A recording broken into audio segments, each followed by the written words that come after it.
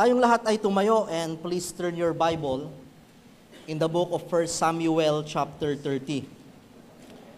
1 Samuel chapter 30, we will read one verse just for our initial reading. But at the end of this preaching, we will read the whole chapters. Amen? Amen? Do you have your Bible in your hand?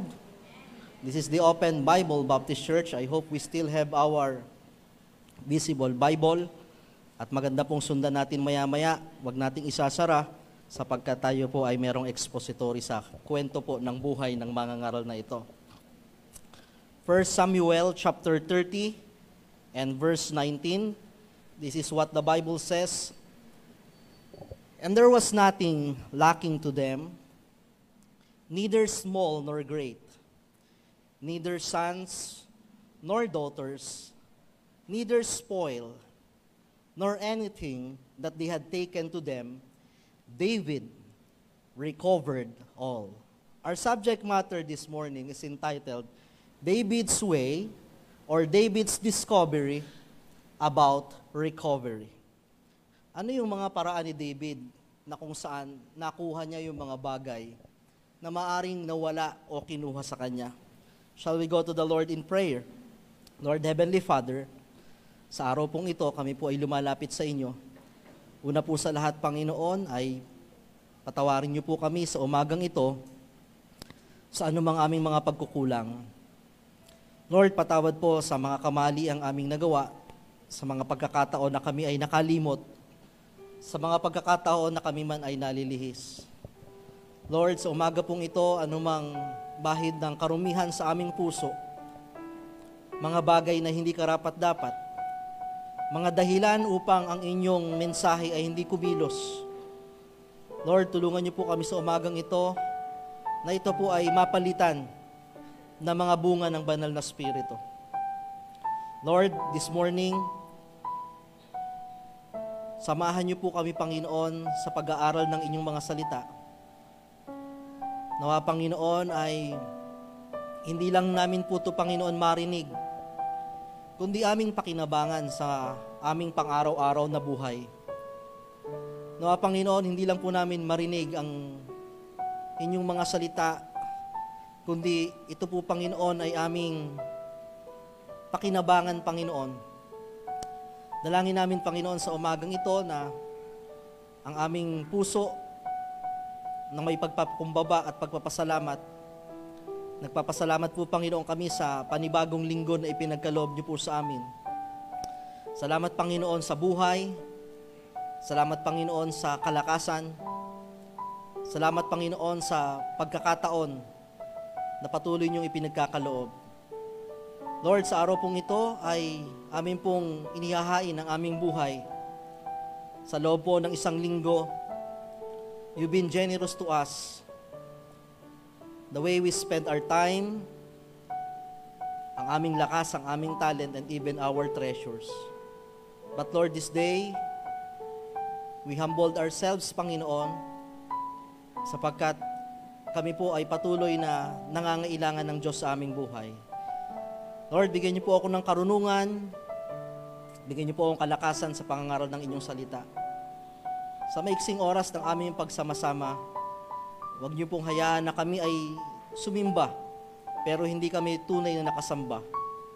Huwag niyo po kaming hayaan na kami ay nakarinig, pero walang binago sa aming puso, sa aming buhay. Kayo po, Panginoon, ang siyang nakakaalam ng aming katatayuan. Kayo po, Panginoon, ang siyang nakakakita ng aming pinagdadaanan. Kausapin niyo po, Panginoon, kami sa umagang ito. Bless your word. In Christ's name we pray. Amen and amen. Please be seated. David's discovery about recovery. We heard a lot of teachings and sermons about David. Isa sa mga pinakang tampok or kilalang karakter sa Biblia, si David.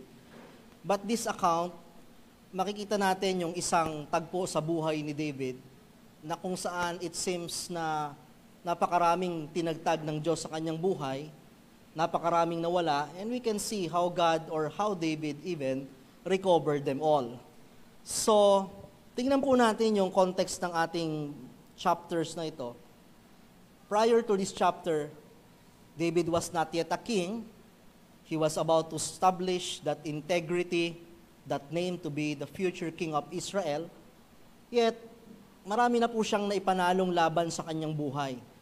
In fact, during these times, together with his mighty men, sila po ay nagpupunta sa iba't ibang bayan to have an overview of those cities that they are about to conquer. But first, let us see the gravity of captivity. The gravity of captivity. When we say the gravity, no? From the word gravity, ito yung bigat. Or sabi nga, kung titingnan natin yung salita, the gravity or yung grabe, no? Sabi nga ay mapapasabi ka na lang ng gravity. Ganun kalala ang sitwasyon nitong si David. In which we can relate. On verse 1, it says, kung bubuksan natin verse by verse, and it came to pass when David and his men, tulad ng aking nabanggit, they've been to other city, were come to Ziklag. Okay, itong Ziklag, ito po yung kalang place of refuge. Ito po yung kanilang lugar na kung saan sila po ay nananahan. Nandito yung kanilang mga pamilya, nandito yung kanilang mga spoils, yung kanilang mga ari-arihan. So pag uwi nila ng Ziklag, on the third day, the Amalekites had invaded the south, but not just the south, but even Ziklag. And smitten Ziklag and burned it with fire. So, itong sina David, they were starting to build an empire or maaring nagpapalakas si David to build a kingdom. Maaring meron silang mga linulook forward to possess, pero ibang bagay yung kanilang inabutan. Imagine their situations coming from miles away, pagod na pagod with his men. Maaring they were about to tell a good news to their foxmen. Maaring sila magbabalita na meron kaming na-survey na magandang lugar, meron tayong maidadagdag sa ating teritoryo, meron kaming mga spoils na pwedeng maidagdag sa ating kayamanan, but it seems it's not the good news for them as they go back, sapagkat their place, the Ziklag, was burned with fire. But not just the place, sapagkat in verse 2, makikita natin the gravity of the captivity and had taken the women captives. So since sila nga pong mga kalalakihan ay nandun po sa paglalakbay upang sila po ay maghangad pa ng ibang lugar, naiwan ng mga kababaihan and the women captives, sila po ay kinuha ang kanilang mga asawa, and were therein they slew not any. One good thing, hindi po pinatay, pero kinuha sila, either great or small. When we say either great or small, it could be mother, maaring ay dalaga, or maaring kahit mga bata, kinuha ang lahat and carried them away and went on their way. So, it's another thing na nasira yung kanilang bayan. It's another thing na nasunog yung kanilang lugar. But it's another thing na yung kanilang mga mahal sa buhay ay kinuha ng kanilang kaaway. And on verse 3, so David and his men came to the city. So David and his men came to the city, and behold, it was burned with fire, and their wives and their sons and their daughters were taken captives. Imagine the situation. Probably they were from hilltop, nakikita nilang nasusunog yung kanilang lugar, at maaring sila nagmamadali to recover something, or maaring upang patayin ang apoy, or maaring pigilan kung may kaaway pa. But upon their arrival, it was already burned with fire. Nasunog na, natupok na, and they were looking for their wives. Hinahanap nila, nasa na mga nagsisigawan, nasa na aming mga asawa, nasa na aming mga anak, not just wives and daughters. Kanina sinabi mga women, small and great, but even their sons were taken captives. It was supposed to be a place na kung saan they will hear a lot of crying, a loud voice or shouting, but it was a solitude or silent place because no one was there, and David with his men gathered there. And during the time, verse 4, okay, the initial reaction, then David and the people that were with him lifted up their voice and wept until they had no more power to weep. These men were mighty men. They've been to battles. They've been to wars. David fought a lot of battles in his life.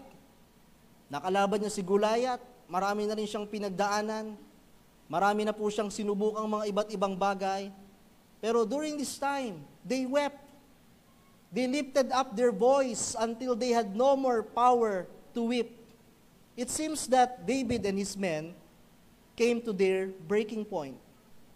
Alam nyo, no matter how strong you are, no matter how many battles you've been through, sometimes our defeats, our losses, screams louder than our past victory. Maaring pwedeng isipin ni David, I've been here, napatay ko si Goliath, may mga naipanalo na akong gera, meron na akong mga napuntahang iba't ibang bayan, ngunit aking nalusutan. But during those times, maaring hindi niya na nakita yung kanyang mga victory because his defeat this time is louder than his victories. David had been to his breaking point. Hindi lamang ang lugar ang nawala, hindi lamang yung matagal niyang inipon ang nawala sa kanya, kundi yung mga mahal sa buhay and even his mighty men. They've lost a lot of things. Maaring isang araw, maaring isang pagkakataon, that it seems that for them it will went well. At gayon din po sa ating buhay, no matter how strong we are, no matter how many experiences and battles you've been through, may mga time talaga na maaring katulad ni David, they had no more power to weep. We've been to our breaking point. When is the last time that you wept so much, you cried so much, sapagkat ito yung mga tagpo ng iyong buhay na, Lord, this is too much for me to carry. This is too much for me. I've been to many battles, pero Lord, ang pagkakataong ito parang hindi ko kaya at napakabigat. David had been there. Maaring iniisip natin si David, napakagaling, napakalakas, pero dumaan din po siya sa punto ng kanyang buhay na para bang ang bigat at even their men, itong mga matitipunong lalaking ito, they had no more power to weep. And on the next verse, on verse 5, we can see the sympathy and the empathy. What is the sympathy? Sympathy is the care, concern, love, or compassion for others. Sabi po dito, and David's 2 wives were taken captives, Ahinoam the Jezreelites, and Abigail the wife of Nabal the Carmelite. Sympathy and empathy. So when we say sympathy, we sympathize for the person, for an individual. Tayo ay nakikiramay, nakikidalamhati, naapektuhan tayo. We feel concern for them pag sila ay may sakit, pag sila ay may mga pangyayari. Pero when we say empathy, hindi ka lamang nakikisimpatya. You've been part of them, or maaring kung ano ang nararamdaman nila, manararamdaman mo din, or maaring na-experience mo din. So ibang bagay yung pagka tayo ay nakakita ng mga taong nangangailangan ng simpatya, pero ibang bagay yung ikaw mismo damay sa concern. Ibang bagay yung ikaw mismo ang nakararanas. Ibang bagay yung naaawa ka sa taong may sakit, pero ibang bagay yung ikaw mismo may sakit din. Ibang bagay yung nakita kang may nasusunugan. Ibang bagay yung nakita mo binabaha sila. We feel sympathy for them. Nalulungkot tayo. Pero mas malalim na bagay yung kasama ka doon. And at this time, sa verse 5, David's 2 wives were taken captives. So hindi lamang po sila, kundi mismong si David ay apektado po ng captivity pong ito. Apektado si David na hindi lamang siya concerned sa iba, kundi meron din siyang mga sariling concerns na mismong siya ay apektado sa kanyang buhay. At this time, it could be you are sympathizers or empathizers. It could be hindi ka ang dumaranas ng pagsubok. Maaring you knew someone na maaring alam mong binabagabag na mga problema, may karamdaman, financially down, emotionally down. Or it could be ikaw mismo sa iyong sarili. Just like David ay nakararanas po ng mga gantong bagay katulad ng kanyang diraranas. So we can see on verse 5 the sympathy, but not just the sympathy, but the empathy in the life of David. So makikita natin sa verse 6. Let's jump to verse 6. Please everybody, read. Basahin po natin verse 6. Ready, begin. And David was greatly distressed, for the people spake of stoning him, because the soul of all the people was grieved, every man for his sons and for his daughters. Stop tayo dyan. We can see here the personality over complexity. Ano pong ibig sabihin nun? Okay? Lumalabas yung ugali, lumalabas yung personality, out of the abundance of your heart, your mouth speaketh. Pagka medyo komplikado na ang buhay, kapag nagpapatong-patong na ang problema, lumalabas ang personality or ugali ng iyong mga kasama. Ano pong nangyari dito? And David was greatly distressed. It's another thing to have stressed, but it's another thing to be or to have or to be in distress. Ano pong pinagkaiba ng stress at distressed? Okay? Pag stress, it is a normal response or reaction of our body, of our mind. Normal lang yan na talagang nai-stress tayo. Pero pag yung stress is prolonged, medyo tumatagal na, teka lang, parang kahapon pa to, bit-bit ko pa rin hanggang ngayon, hanggang next week. Tapos mabigat, ito ay nagiging distress. So hindi lamang po na-stress si David, pero after nun, mas lumala pa yung kanyang emotional problem, mas lumala pa yung kanyang anxiety, and it turned to distress. And greatly distressed. Why? Maaring stress si David sapagkat wala ang kanilang lugar na sunog, pinaghirapan niya ito. Magsisimula na naman siya. Maaring stress si David sapagkat ang kanyang mga anak ay nawawala. Maaring wala ang kanyang asawa. Pero one thing that caused David to be stressed so much, for the people spake of stoning him. Whose people? Yung mga mighty men na kasama niya, yung mga kawal na kasama niya. Gustong patayin si David, gustong batuhin si David, maaaring sinisisi si David. Kung hindi tayo nagpunta sa lugar na yon, di sana'y nag-iwan tayo, hindi sana hindi tayo pumunta lahat. Bakit ganito ang ginawa mo sa ating lugar? Nasaan na ang aking asawa? Paano yung ating inipon? The people spake of stoning him because the soul of all the people was grieved for his sons and for his daughters. Anong dahilan? Because the soul of the people grieved. So we can see here na lumilitaw yung ating personality when there is complexity. Lumilitaw yung ating personality, lumilitaw yung ating behavior, lumilitaw yung ating attitude, lumilitaw yung ating tunay na character. Pag dumaranas tayo, when your soul was grieved. Kaya minsan, hindi natin nakikita natin sa ating buhay na minsan tayo ay nawawala, di ba? Tayo ay napapasigaw, napapamura pa nga, nakakapanakit, kung ano-ano yung ating mga nagagawa. Katulad po ng bagay na ito, na kung tutuusin, pare-parehas naman sila sa mga ng pinagdaanan, pare-parehas silang wala doon. Pero itong mga taong ito, they point out to David, ito na yung start ng sisihan, ito na yung start ng mga nagtatampuhan, ito na yung start ng mga karagdagang gulo sa kanilang buhay. And it just add fuel to the fire. So sa ating pong buhay, makikita natin dito yung example ng nangyari. Yung personality over complexity, gaano ka ka-compose pag may mga problema tayo sa buhay? Gaano ka ka-compose kapag may mga gantong klaseng pagsubok? Dito lumalabas yung ating character. Dito lumalabas yung ating mga tinindigang salita ng Diyos. But of course, minsan talaga, tayo ay sumasabog, hindi natin natatansya ang ating sarili, nakakapagsalita tayo ng masasakit na salita, nagiging marahas ang ating kamay. Pero tandaan natin, may mga pagkakataon na patay na ang apoy, pero yung binigkas ng iyong bibig, yung ginawa ng iyong kamay, maaaring ito ay hindi na nawawala or hindi na nakakalimutan pa. People may forgive, but sometimes they don't forget. That's why be careful.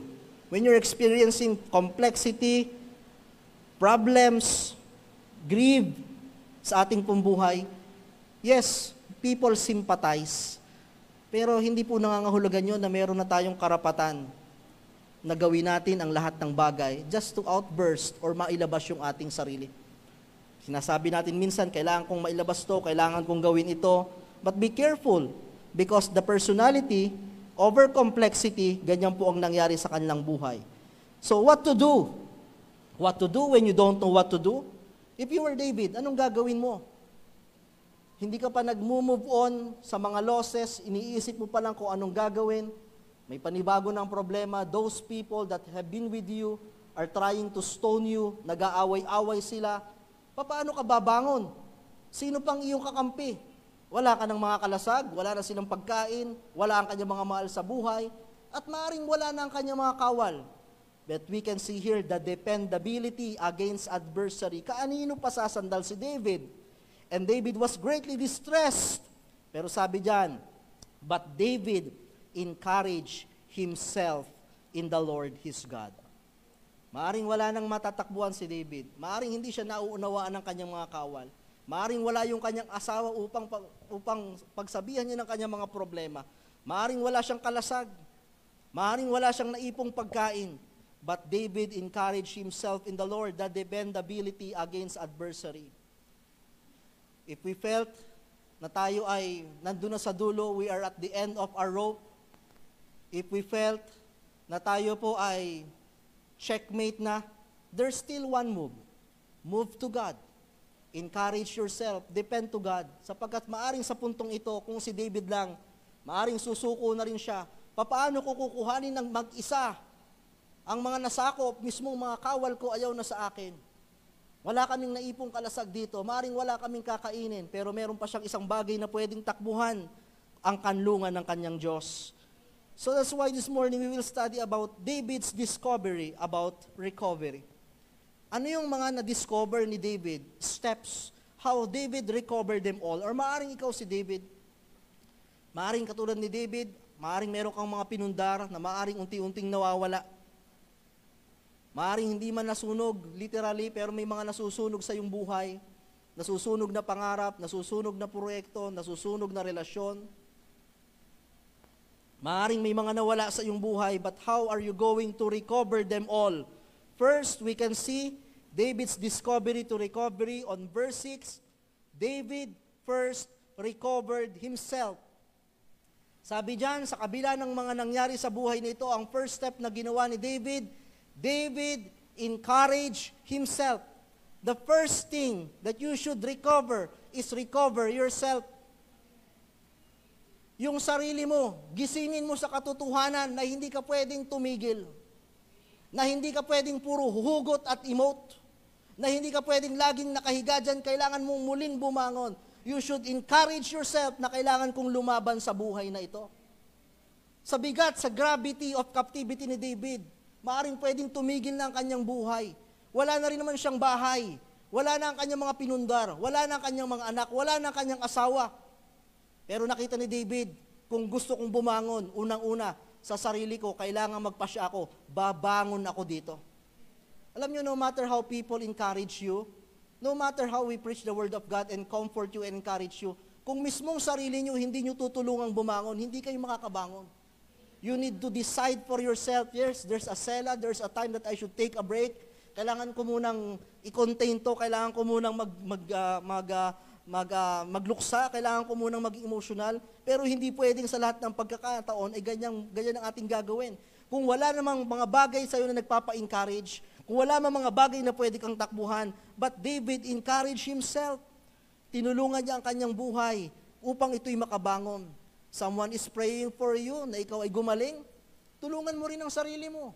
Palakasin mo ang iyong sarili, encourage yourself. Someone is praying for you na ikaw ay makabangon sa mga pagkakabigo, tulungan mo ang iyong sarili. That's what David did. David recovered himself. Tulungan natin ang ating mga sarili. Bukod sa Diyos, bukod sa mga taong nasa sa palibot sa atin, walang ibang magtitindig sa ating sarili, kundi ang ating sarili din. Sapagkat meron tayong sariling paa. Hindi titigil ang mundo kahit tumitigil ang mundo mo. Life must go on. Life must go on, and just like David, ang kanyang unang ginawa, kailangan magising ka muna sa diwa. It's not me. Hindi ako to eh. Have you ever been there, yung nasabi nyo sarili nyo, parang hindi na ako ito? Hindi naman ibig sabihin nito yung ikaw ay bumangon lang. Yung bang magising ka sa katotohanan, bring back your personality, bring back your character. Kasi may mga taong tumindig, pero hindi na nakabangon sa bangungot ng nakaraan. Laging nandun yung nakaraan, laging nandun yung bitterness ng mga nangyari sa buhay. Encourage yourself.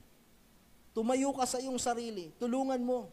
At darating din sa punto ng ating buhay na maaring katulad ni David, maaring nandyan nga ang iyong asawa, maaring nandyan ang iyong anak, nandyan ang iyong mga mahal sa buhay, pero walang ibang tatayo at walang ibang magtitindig sa iyong sarili, kundi ang iyong sarili. First, David recovered himself. Sa verse 7, makikita natin, okay? Verse 7. Anong ginawa po ni David? Verse 7, basahin natin. Ready? Begin. And David said to Abiathar the priest, Ahimelech's sons, I pray thee, bring me hither the ephod. And Abiathar brought thither the ephod to David. Okay, anong pinakuha ni David? Ano daw? iPad. Okay, anong gagawin ni David? Kukuhanin yung iPad, maglalabas ng hugot sa Facebook. No. What David did, merong high priest. Pinatawag niya, merong ipad po doon na parang apron, na kung saan, it seems parang oracle, na kung saan doon sila lumalapit if they want to talk to God. So pinatawag po ni David yung high priest, I want to talk to God. So pinapakita po dito that in spite of that captivity, in spite of that losses, in spite na pwedeng magduda si David sa Panginoon, na pwedeng sabihin ni David, Panginoon, pinag-impok-impok mo ako ng mga spoils, ng mga sakop, ng mga kayamanan, kukuhanin mo din pala. Panginoon, pinagkatiwala ko sa inyo ang aking pamilya, mawawala din pala. Panginoon, itong mga kasamang binigay mo, iiwanan din pala ako. Pwedeng ganun ang gawin ni David eh. Pwedeng magpakalayo-layo siya sa Panginoon at magtampo siya sa Panginoon. Pero what David did, David recovered not just himself, but David recovered his faith. Itong step na ito ay nangangahulugan na may tiwala pa rin si David sa Diyos. May tiwala pa rin si David sa Diyos. Kaya pangalawang bagay that you should recover, kahit i-recover mo ang sarili mo, kahit pa i-encourage mo ang sarili mo, pero kung sarili mo lang ang iyong titindigan at ang iyong pangahawakan, it is not enough. You need God with you. David encouraged himself in the Lord himself, in the Lord his God. So the next thing that you should recover is recovered your faith. Maraming mga pagkakataon na pwede kang bumangon.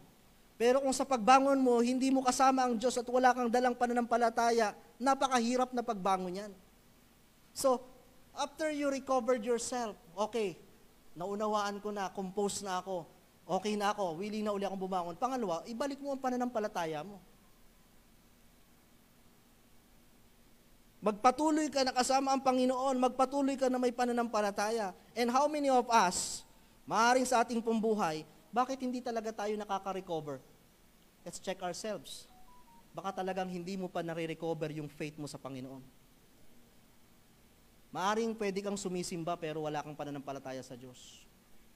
Maaaring pwedeng nagbibigay ka pero nawala na ang pananampalataya mo sa Diyos. Pero si David, alam niya yung laban na ito eh. Outnumbered ako ngayon. Mas kailangan ko ang pananampalataya sa ating Panginoon. There are many things that faith can do to us sa pamagitan ng pananampalataya. And not just David recovered his faith, makikita rin po natin, verse 8 naman tayo, verse by verse. Ready? Okay, begin. And David inquired at the Lord, saying, Shall I pursue after this troop? Shall I overtake them? And he answered him, Pursue, for thou shalt surely overtake them, and without fail, recover all. Pangatlong bagay na rin-recover ni David, David recovered his prayer life. And David inquired at the Lord. Nagtanong siya sa Panginoon. Humingi siya ng wisdom, humingi siya ng guidance. Have we recovered the art of prayer in our life? Naibalik na ba talaga natin ang ating panalangin? O hanggang ngayon, pilit mong binabangon yung sarili mo, emotionally, financially, physically, pero may nakalimutan ka. Ang tanong, nakabangon ka na ba sa iyong prayer life? Do you still inquire with God? Are we still persistent for those things that we prayed for? Baka may mali. Kaya nga, we are discovering the secret of David upon his recovery. Tanungin mo ang sarili mo, kung bumabangon ka ngayon, meron kang mga bagay na binabangon, pero yung pananampalataya mo, alam mo sa sarili mong hindi sapat or wala ang iyong pananampalataya. Kung meron kang binabangong buhay, maaring pangarap yan or ano paman, meron kang pilit na binabangon, tanungin mo ang sarili mo, how is your prayer life? Let's go back to the basic. Hindi naman ang ginawa agad ni David, talagang hanapin niyo yung ating mga natitirang kalasag dyan. Tayo'y magpalakas, bumangon tayo, sugurin natin sila. Step by step, pinakita ni David yung proseso. Una, ang kanyang sarili. Pangalawa, kailangan, nasabak ako sa gera, kailangan buo ang aking loob, may pananampalataya. And then the other thing, David recovered his prayer life. He inquired at the Lord, saying, shall I pursue after this troop? Ako ba'y lalapit? Ako ba'y susugod, Panginoon? Kita nyo namang wala akong kakayahan, wala akong natira. Then the Lord answered, pursue this troop. Shall I overtake them? And he said, pursue, for thou shalt surely overtake them, and without fail recover all. Maaring sa mga pagkakataong ito, hindi katulad nito na instant ang sagot ng Panginoon. We hear the visible voice of God, but through wisdom, through His precepts, we can know what to do. And David recovered his prayer life. I hope we can recover our prayer life, our intimacy with God. The next thing that David did, on verse 9, basahin natin. Verse 9, everybody, read. So David went, 100 men that were with him, and came to the brook Besor, where those that were left behind stayed. So, ano po kaya yung isang bagay na recover ni David? Kasi nga, aralin niyo yung context. Umalis si David. Sinong kasama niya? 600 men. Saan galing yon? That were with him. Sino yung 600 men na yon? Yung kaninang kaaway niya, yung papatayin siya. Yung kasama niya doon sa kabilang bayan na nagluluksa din. So anong nangyari? Bakit kasama ni David uli? David recovered his partners. David recovered his partners. Alam ni David susugod ako mag-isa. Kumbaga kay David, bakit ko babatiin? Pinagbantaan ng ang buhay ko, away-away na to. Hayaan na sila. Pero matalino si David, hindi. I need partners. I should recover my partners, lalo pa mga kasamahan ko din naman, nauunawaan ko sila, bakit sila naging emotional, bakit naging ganun yung kalang personality. Pero lalong walang mangyayari pag di kami magkakaisa. If you want to recover something from you, buuin mo yung mga tao na kung saan nasira sa buhay mo. Try to recover them. Lalo pa ito'y hindi kabig tulakin, hindi mo naman pwedeng hindi sila talaga babalikan, hindi mo naman pwedeng hindi sila uli lalapitan. Kung yan ay magulang na hindi kayo nagkakaayos, kung yan ay anak, kung yan ay relatives na malalapit sa buhay mo, na alam mong hindi naman pwedeng hindi. Kung gusto mong makarecover din sa mga tinatayo mo, isama mo sila sa recovery. Recovered your partners. Kung kayo si David, kakasamahin niyo pa ba itong mga ito? Pinagbantaan ng buhay? Ang dami na sigurong sinabing masasakit na salita kay David nito. Pero sabi ni David, hindi ko to kaya. I need partners. Kailangan ko ng mga partners sa buhay. Sa isang buhay, maging sa bahay, maraming mga nagkakagulo, maraming mga kasiraan. Pero tandaan nyo, lalong walang mabubuo kapag ang pamilya ay watak-watak. Mga mag-asawa, makinig kayo, kahit anong bigat ng problema, kinakaya pag may kasamang asawa, kapag may kasamang partners. Hindi man asawa yan, kapag meron kang katuwang sa iyong buhay, lalo't ang Panginoon. David knew that he should recover his partners. So one thing that we should check sa ating buhay, sino ang partners mo? Bukod sa Diyos. Sino yung mga it seems lost? It seems that you don't understand, nagkaroon kayo ng problema, pero hindi naman to pwedeng habang buhay, nakaaway ko. Nasa isang bubong kami. Nasa isang lugar kami. Nasa isang church kami. Lumiliit lang yung circle ng buhay mo Kumikitid, lalong wala kang matakbuhan, lalong wala kang mapuntahan. So recovered your partners. David has all the reason. Si David, kung tutuusin, pwedeng pwedeng bumuo siya ng panibagong team, but merong pressure ng time, kailangan makita niya agad. Maaring si David ay pwedeng gamitin din lang sila, pero alam ni David kung gusto kong maibalik ang lahat, kasama sa ibabalik ko itong aking mga partners. So verse 9, makikita natin. Verse 10. Everybody, read from your Bible. Ready? Go. But David pursued, he and 400 men, for 200 abode behind, which were so faint that they could not go over the brook Besor. Ano po yung context nito? Okay, may 600 na sumama. Ang context po nito, yung 200 na iwan sa batis. Anong dahilan bakit na iwan?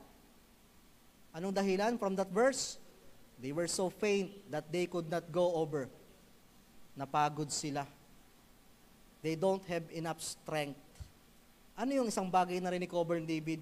David recovered his strength. Tumagal si David Tumagal si David sapagkat alam niyang may laban pa, hindi niya pinabayaan ang kanyang sarili. Doon ang mga ibang, siguro yung ibang mga kawal nito, ito yung mga time na sila ay nag-grieve, ito yung mga time na sila nagpo-pour out, maaaring hindi sila kumakain, pinabayaan na nila ang sarili nila. Pero si David, paano ako makakapag-isip ng tama kung hindi ako kakain? Paano ako makakapag-isip ng tama kung hindi ko palalakasin ang aking sarili? So, yung mga panahon na maaaring yung ibang kawal, they were emotionally down, pinabayaan nilang kanilang katawan, pinabayaan nilang kanilang sarili. Alam ni David, hindi ko dapat pabayaan ang aking sarili. I should recover my strength. Tutulungan ko yung aking sarili upang makabangon. Kaya sa ating buhay, lagi natin sinasabi, ang ating kalakasan, ang ating puhunan. Pangalagaan ng ating buhay, palakasin ang ating sarili, because this is part of recovery. Verse 10, tingnan natin. Ready? Verse 11. Ready? Begin. And they found an Egyptian in the field and brought him to David and gave him bread, and he did eat, and they made him drink water. Kasama na niya yung 400 men. Okay, naiwan yung 200. At sabi po dyan, and they found an Egyptian in the field. Maaaring sa disyerto or kung saan man yan. Ano ang ginawa ni David? And brought him to David. Maaaring pagdating ng mga men, David, may nakuha kami dito, alipin ata to, taga-Ehipto. Ibenta natin, na magkapera tayo. David, anong gagawin natin? Anong pwedeng pakinabangan dyan? Baka may mga spoils yan, baka may mga barya-barya pa yan, kuhanan natin. But interestingly, anong ginawa ni David? And gave him bread. Pinakain. Siguro kung ikaw yung kawal ni David, di ba? Gutom na kayo sa disyerto. Tapos syempre, Egyptian, kaaway din yan Teka lang David, kaya namin dinala dito yan, pagpaparti-partihan natin yan. Ibenta natin yan, alipinin natin yan, o baka kasama pa yan, kasabwat yan, patayin natin dito. Ang ginawa ni David, binigyan ng tinapay. Siguro, napapalunok yung mga kawal niya, iilang tinapay na lang ito, binigay pa ni David. Ang matindi nun, pinainom pa Tuloy natin sa verse 11. Okay, verse 12. Ang matindi pa nito, they gave him a piece of cake of figs. May cake pa. Ano ka, celebrant? And 2 clusters of raisins, and he had eaten, and spirit come to again, and so on, and so on. Ano makikita natin dito? What David did? What David recovered? David recovered his generosity. Yung tunay na karakter, hindi matatagtag kay David yan Talagang mapagbigay siya, talagang siya channel of blessing, encourager si David. At maaaring si David, meron siyang rason. Bakit naman tutulungan? Kami nga'y luksa. Bakit naman magbibigay? Kami nga'y wala. Pero hindi naging hadlang kay David yung kanyang sitwasyon. Alam niya na kahit ganito lang ako, kahit ako'y nandito pa sa mga pagsubok ng buhay na ito, pwede akong maging channel of blessing, pwede akong maging encouragement sa iba. Alam niyo sa ating buhay, yes, we need encouragement, pero minsan tulungan niyo ring maging encouragement sa iba kahit kayo discourage. Tulungan niyo ring magbigay sa iba kahit kayo ay wala, kahit kayo kulang. Mahirap kasi yung laging mo naramdaman, yung self-pity sa iyong sarili, na ako yung laging malungkot, ako yung laging kailangan, ako yung laging may sakit, ako yung laging kulang. Yan yung naramdaman ng mga kawal ni David maari. David, wala tayong ibibigay. David, wag mo nang encourage yan. Tayo nga, nagluluksa dito eh. David, pagod na rin tayo. Pero sabi ni David, hindi. May magagawa pa rin tayo to help others. Na kahit ikaw, ganito lang ang buhay, pero pwede kang maging kapakipakinabang. You can encourage others na maaaring pwede mo sabihin, dumaranas nga rin ako ng mga pagsubok eh. So you can encourage others na kaya natin to. Nakarating na rin tayo dito. Na maaaring kahit ikaw yung wala, meron ka pa rin pwedeng ibigay. Nakakarampot na bagay man yan, na iparamdam mo pa rin na hindi ka walang-wala. Pwede kang maging bahagi ng buhay ng ibang tao. Pero pag laging ang sentro, sarili mo, nagse-self-pity ka lagi, lalo mong nararamdaman na walang-wala ka eh. Pakiramdaman nyo, kahit kayo walang-wala sa buhay, pero nakakapag-abot ka ng mangga, ng santol, sa kapitbahay, sa kakilala. Diba? Nararamdaman mo, meron din kahit papaano, hindi sa laki o sa liit, anumang bagay, iparamdam mo sa sarili mo na meron ka pang pwedeng ibigay. That's the way that David recovered himself. He recovered his generosity. Binigay niya yung mga bagay na yon sa isang Ehipto na kung tutuusin, wala naman silang ibibigay. Wala naman silang pwedeng gawin. And David recovered his generosity. Verse 13 to 14. Okay, anong pangatlong bagay or pang-pito na bagay na ba ito na rin-recover ni David? Verse 13 to 14. First Samuel. Okay. 13 and 14, are you still there? And David said unto him, To whom belongest thou, and whence art thou? And he said, I am a young man of Egypt, servant to An. Ano sabi dyan? Amalekite. And my pastor left me because 3 days gone I fell sick. We made an invasion upon the south of the Cherethites and upon the coast which belonged to Judah. And upon the south of Caleb, we burned Ziklag with fire. Nagets niyo yung story? Egyptians, tinulungan nila, pinakain nila, binigyan pa ng cake. Nung tinanong David, tagasan ka ba? Ako'y Ehipto, ako'y kawal. Doon ako nagtatrabaho sa Amalekites. Ba't ka napunta dito? Ay kami may sinunog. Alin? Yung Ziklag. Ano yung Ziklag? Ay bahay ni na David yun eh. If you were David, anong gagawin mo? Teka lang, mali ata kami ng pinakain. Iluwa mo yan. Ang bihira ka. Ikaw pala yun. Kasama ka pala doon. Matapos kang pakinabangan ng amo mo, iniwan daw siya doon. Kung ikaw si David, what will be your decision? Pero makikita natin dito, David recovered his wisdom. Bumalik yung tamang linaw ng pag-iisip ni David, yung kanyang katalinuhan. Alam niyo, ang taong emosyonal, they will not make right decisions. Impulsive yan. Yariin mo na. Diba? Saktan mo na. Gawin mo na to. Okay? Yun yung dapat mangyayari kung kawal lang ni David ang nandun, pinakain na nga. Tapos kaaway pala natin, pero si David nag-iisip, teka lang. Stop muna. Mag-isip tayo. Oo, kaawayan. Oo, ginawan tayo. Pero paano natin mapapakinabangan yan? David recovered his wisdom. Kaya napakahalaga ng wisdom sa mga decision making. Diba? Kaya napakahalaga nung meron tayong tamang spirito, napakahalaga nung meron tayong mga pinanghahawakang salita ng Diyos, napakahalaga na merong karunungan yung ating ginagawa. Kasi ang isang taong impulsive, ang isang taong walang wisdom, maraming maling desisyon ang nagagawa sa buhay, na maaaring pwedeng pagsisihan, pero huli na ang lahat. Paano natin nasabing wisdom yung ginawa ni David? Ituloy natin. Verse, okay? David recovered his wisdom, 13 and 14, ano? Okay, nasang verse na tayo. Okay, verse 15. And David said unto him, Can thou bring me to this company? Okay, okay, alam na rin ito, ano? Pwede mo ba kaming dalhin kung nasan yung mga Amalekites? And he said, Swear unto me by God. Mangako ka muna, hindi mo ako papatayin. Okay?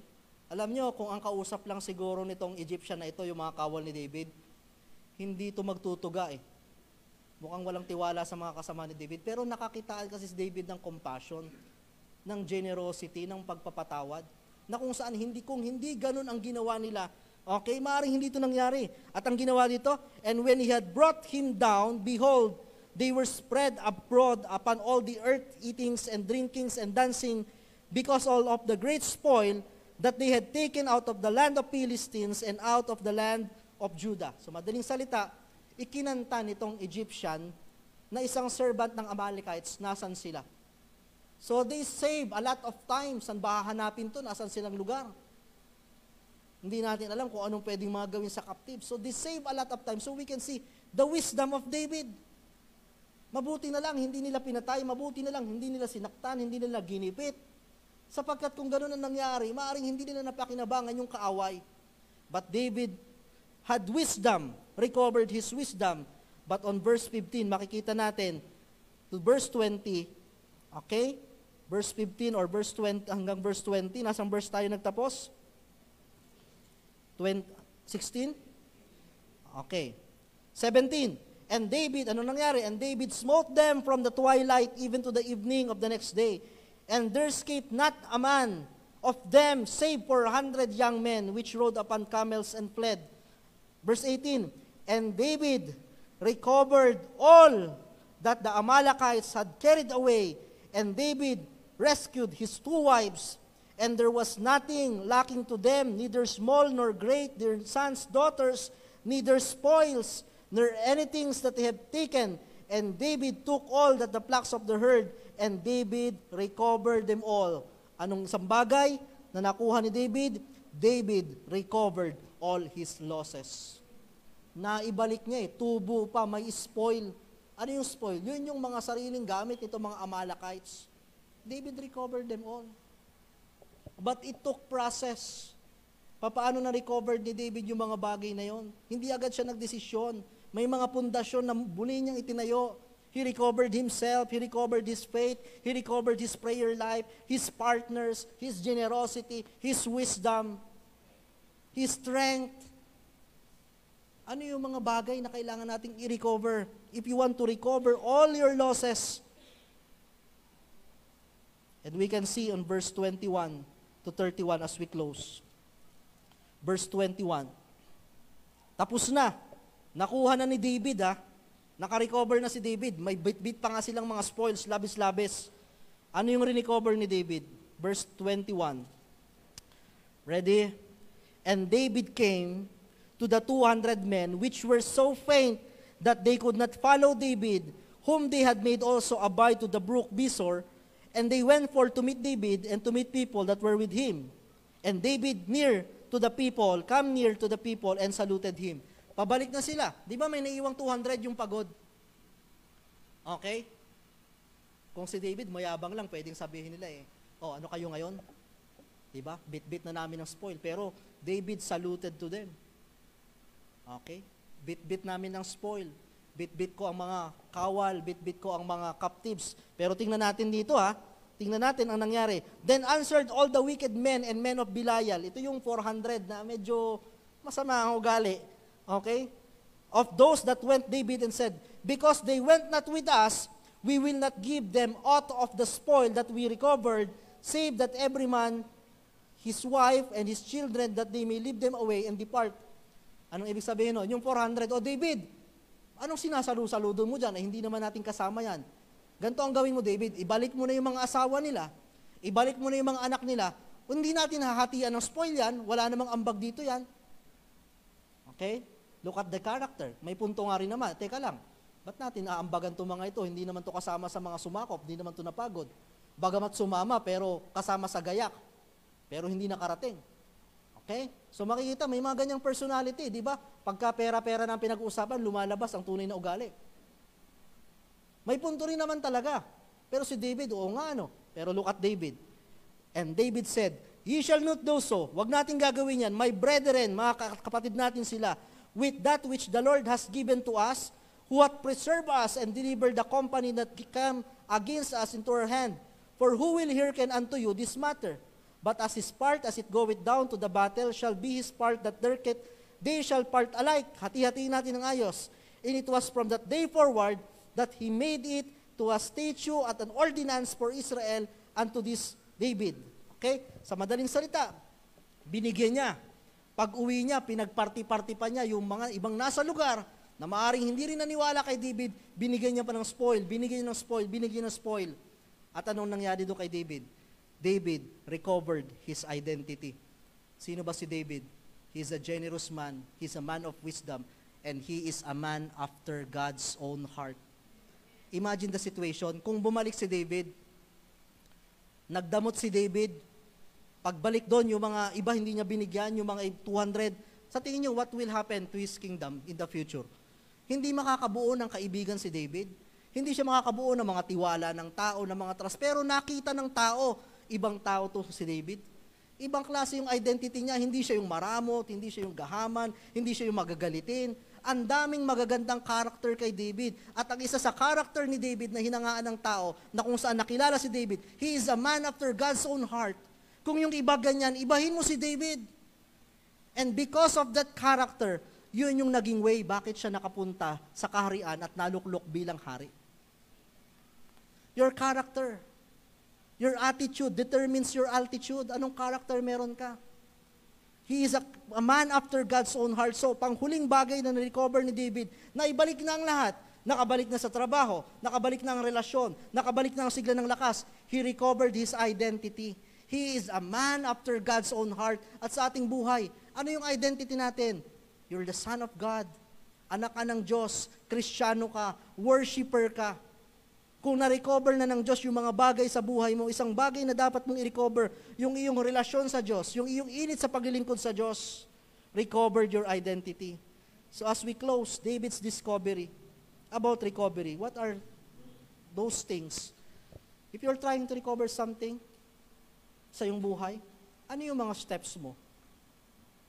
First, you should learn to recover yourself. Tulungan mo ang iyong sariling bumangon. Recover your faith. Tanungin mo ang sarili mo. Does my faith operate? Or baka naman, lagi ko lang sinasabing, Lord, nagpanampalataya ako, pero wala naman talagang laman na pananampalataya ang iyong ginagawa. David recovered his prayer life. O gusto mo agad, David recovered his losses. Gusto mo agad maibalik. May steps yan eh. Naibalik mo na ba ang pananampalataya? Nananalangin ka na ba? Kahit pa hindi sinasagot ng Diyos, nagpe-pray ka pa rin ba? Persistent ka ba? Yung partners, yung mga taong hindi mo naman pwedeng itulak sa iyong buhay na nasira, na i-recover mo na ba? Your strength, yung sarili mong lakas. Your generosity. Yung puso mo na kahit gantong sitwasyon, I want to be a channel of blessing. Yung wisdom. And then your losses, but pinakang huli, wag naman sanang na-recover mo na ang lahat sa buhay mo. Pero hindi mo pa na-recover yung iyong Christian life. May mga ganyan eh. Matapos tulungan ng Diyos, matapos makabangon, matapos gumaling, 'di ba? Pinanalangin gumaling, pinanalangin makapaganto, ang daming mga binigay ng Diyos, pero hindi na na-recover yung Christian life. Pero si David, alam niya yung totality ng package ng God's blessing.